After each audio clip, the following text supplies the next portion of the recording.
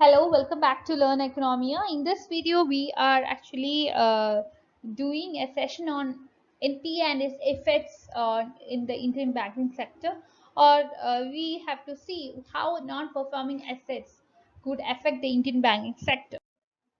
We know that non-performing asset is something which incurs a loss to the bank.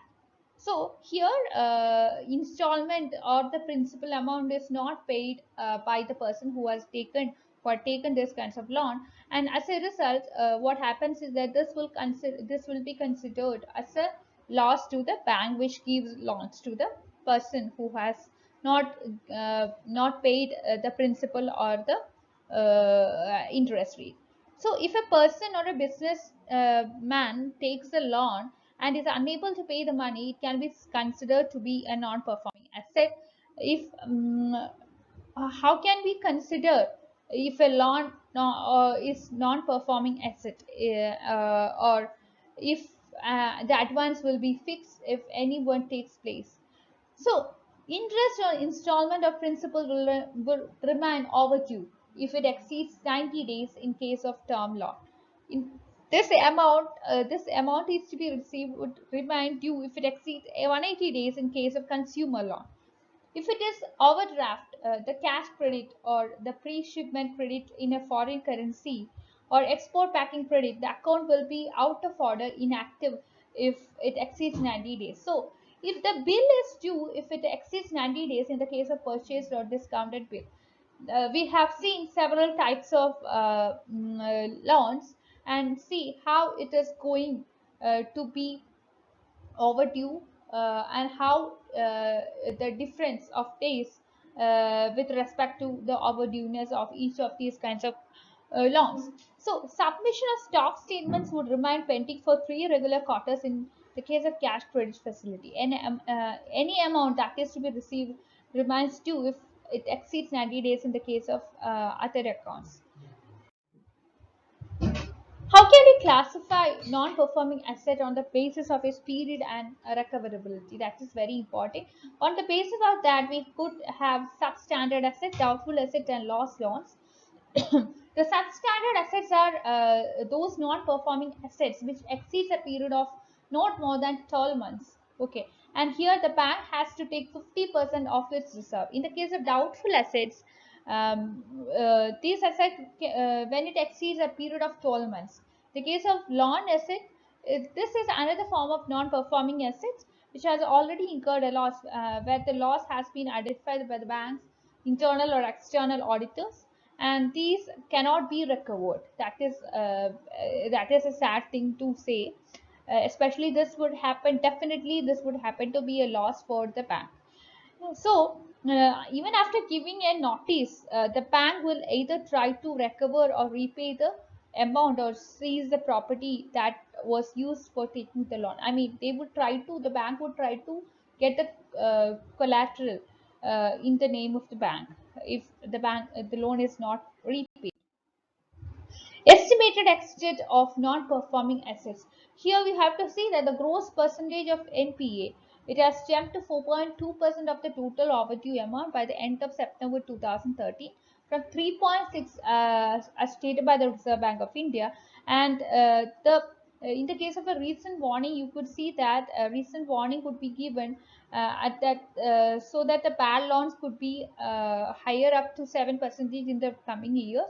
The NPA will be up to 2.50 lakh crores by the end of March, which is equal to the total budgets of UP. Here we could see that NPAs are about to rise at a higher rate in the coming years. What would be the effect of NPA on our country? If NPA increases, what can happen? So here there will be a scarcity of fund for the Indian security market. That is very important. The shareholders will find it very difficult to continue its process. I mean, they might have a chance to lose their money, and there will be a hike in the interest rate due to lack of confidence in the banking sectors. The retail consumers also have a tough time paying a higher rate of interest. NPA will lead to a higher cost of capital. The estimated extent of NPA is actually it is equal to the size of the UP budget. We have already discussed that. and the banks won't have the sufficient funds for the development project, which would hamper the development of the economy. And there would be less investment happening in the economy. And actually there are various reasons why this NPAs are growing exponentially, which will include some corporate as well as other reasons too.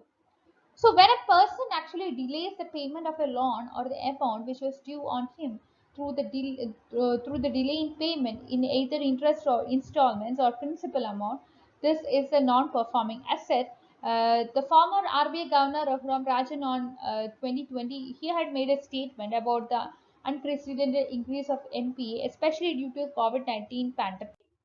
And we could see that this non-performing asset has it is coming to be, it has become a bane for the banks, especially in the long run. And there is a difference between bank fraud and NPA that is very much important to understand this difference. The case of bank fraud, which is a criminal offense, the non-performing assets is something where installments or principal would become overdue for a period of 90 days. The case of, as per the Reserve Bank of India, you could see that an asset become non-performing when it stops to generate any income for the bank. Um, why these non-performing assets are increasing in India? That is very much important to answer. In the period from 2004 to 2009, there was a huge growth in the economy, which led firms to take loans very aggressively. The banning of mining project, delay in environmental permit all led to the rise of prices of raw materials, which affected the capacity of the companies to repay loans to the banks, which resulted in non-performing assets. We can classify non-performing assets into three: substandard, doubtful, and lost. This is something which we have already discussed. Substandard assets are those assets which have remained as NPA for a period of less than or equal to 12 months. Doubtful assets are those assets which will become NPA for a period of 12 months, and lost assets are assets which cannot be recovered. And how can we control non-performing assets? Uh, what are the steps taken by the Reserve Bank of India? First, they have gone for a debt recovery tribunal to reduce the time required for the settling cases. Uh, this governed by the Recovery of Debt Due to Banks and Financial Institution Act of 93. It has got insufficient members, and hence there are many pending cases. And then we have Credit Information Bureau, which came to being in 2000 to prevent NPAs by sharing of information on willful defaulters. Then we have asset reconstruction companies to recover the value from stress loans, bypassing courts, which was a time consuming process. Then we have corporate debt restructuring, which came into being in 2005 to reduce the burden of debts on company by giving more time to company to pay back the decreasing rate, pay back as well as the decreasing the rate along with that. Then we have several rules which came into being in 2014 for going for flexible restructuring of long-term project with respect to infrastructure and all, which would be involving refinancing of long-term projects. So then we have Joint Lenders Forum, which came in 2014 to avoid a situation where a loan is taken from one bank to repay the loan by other bank. Then we have Mission Indradhanush, uh, which it would take into consideration a comprehensive set of reforms to improve the functioning of public sector banks.